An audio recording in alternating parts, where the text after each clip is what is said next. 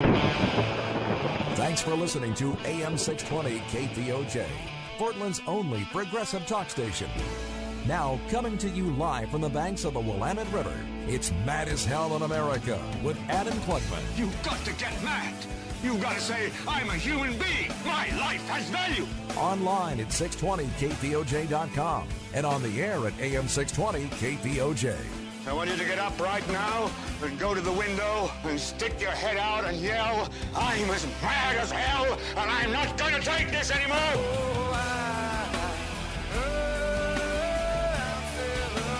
Let the Klugman revolution begin.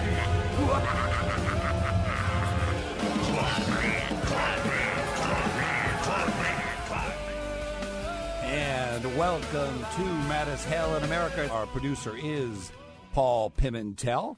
I'm Adam Klugman, and you're listening to AM 620 KPOJ, Portland's only progressive talk station. The number's here, and I want your calls today, 1-866-452-0620, 503-248-0620, or pound 620 from your AT&T wireless phone.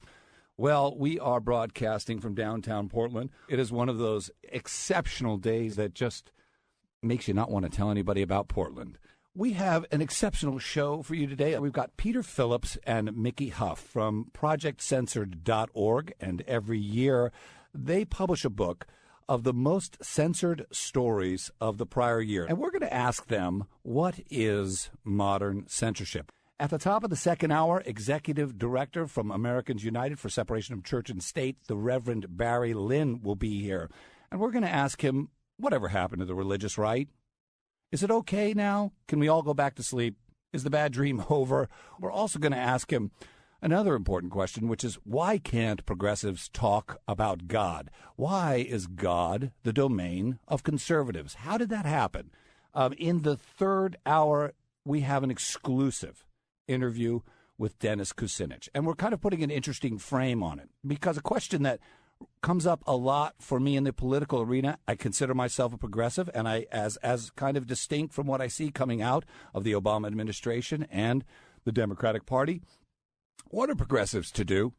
Is it time to start losing on principle and gathering critical mass, or is it time for us to continue to kind of make the same fatal compromise and not get what we really want? And we're going to use Dennis Kucinich's vote for President Obama's health care plan as a way of talking about it. And I have a very candid interview with him coming up.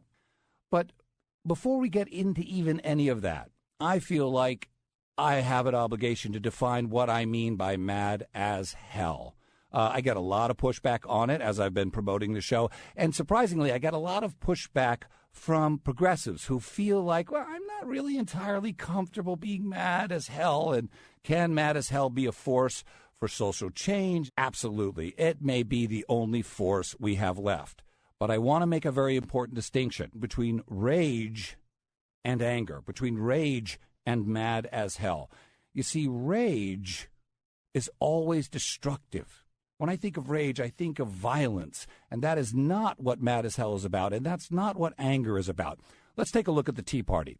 The Tea Party looks like a mad as hell movement, you see, but it's not. It's really just a populist rage party. And you can always tell when something has moved from mad as hell to rage by looking at the agenda. Let's look at the agenda of the Tea Party. What is it?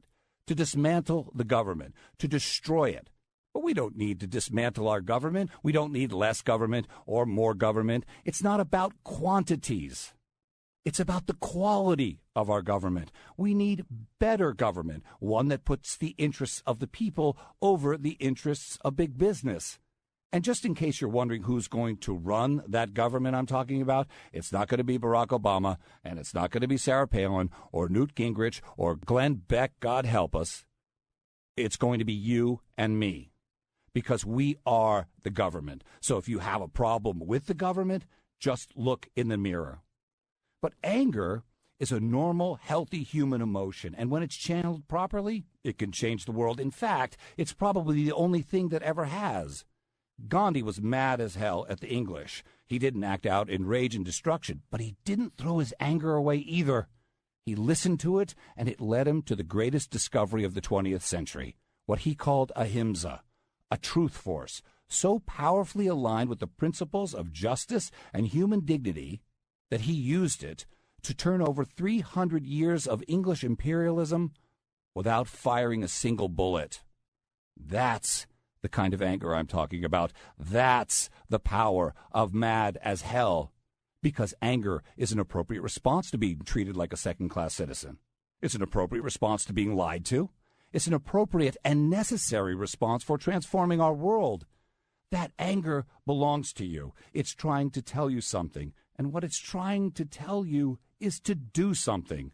It's not the end. It's the beginning of an individual creative response to the crisis of our world and our country. All of existence is waiting for you to respond, for me to respond. Imagine 1 billion people using their imagination and creativity to take a stand for injustices that make them mad as hell. Don't ever let anyone talk you out of it, because if you follow it, if you listen to it, it will lead you to something extraordinary and unexpected and absolutely essential to your own evolution and the evolution of our species. So I want to play you a clip. It's from my favorite movie of all time, and it's the genesis of mad as hell in this country. It's called Network. It was made in 1976, and it's going to run us right up to the break, but I think it's absolutely essential that we play it in its entirety because it was made 25 years ago, but it's more relevant today than it was when it was first made. Let's roll it, Paul. Getting Mad as Hell with Adam Klugman on AM 620 KPOJ and 620KPOJ.com. Doesn't it seem to be that don't ask, don't tell is backwards? Doesn't it seem to you that we should send home the prejudice? The straight soldier who has prejudice in his heart in the space where the military asks him to hold our core American values, he instead holds and harbors hate, and he gets to stay and fight for our country. Wish I could shut my Playboy mouth. How'd I turn my shirt inside That was Lady Gaga in Portland, Maine, doing what I think is an absolutely brilliant and lucid reversal of the argument that somehow that we have to pass laws in this country that protect homophobes. The one who carries the hatred and the fear of the unknown in their heart gets to defend our country and our core American values while we send everyone else home. That seems insane to me. Don in Albany. Welcome to Mad as Hell in America with Adam Klugman. How you both doing there? Good afternoon, Adam. How you both doing? We're mad as hell. How about you? Well, I'd say I'm getting there myself. You know, I thought this nation was based on getting away from that chosen privileged few garbage. I mean, like it or not, we the people means all of us. No cherry picking allowed.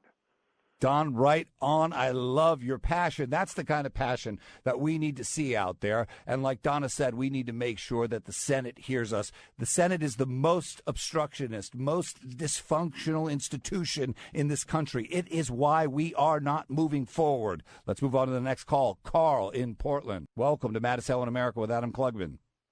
Hello, Adam. Hey, I hope you give me the same courtesy as you do everybody else and give me a few seconds of your time. That's my promise.